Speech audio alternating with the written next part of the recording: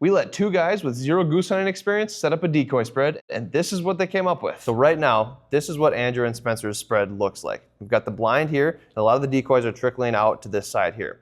There's one key problem with the way they have this set up. I think there's a couple things we crucially missed. I don't think we considered wind, and I don't think we really considered the actual implications of shooting. Yeah, I would say spacing's really good on you guys, but number one being, like you just said, the wind. So what Cordell is saying here is that the birds are probably going to be landing in this way right here. They're coming from somewhere up here. They're going to be flying this way and wanting to land probably in front of these decoys because the wind is blowing this way. Like we just learned, birds land into the wind.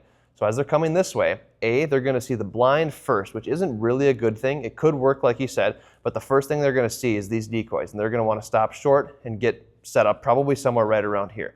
And what he was saying was the guy on this side of the blind is going to have a really good time shooting because most likely all the birds are going to end up right there, and he's going to be the only one that has a good shooting lane to get at those birds. The rest of the guys on this side of the blind probably won't have a shot. So in terms of wind direction, what would they do differently to the blind to make it more effective? I'd square it up more. Like if we get those groups like they were flying the other day, like, and 10, 15 birds, you want all 4 or 5 guys able to shoot all 3 shots, shoot their lanes, and knock down as many birds as you can. So this was Andrew and Spencer's setup. A couple things need to be tweaked, and once Cordell helped us out, get it in the right spot, it looked a little more like this. So we added a couple decoys, and what we did was we flipped the thinking a little bit.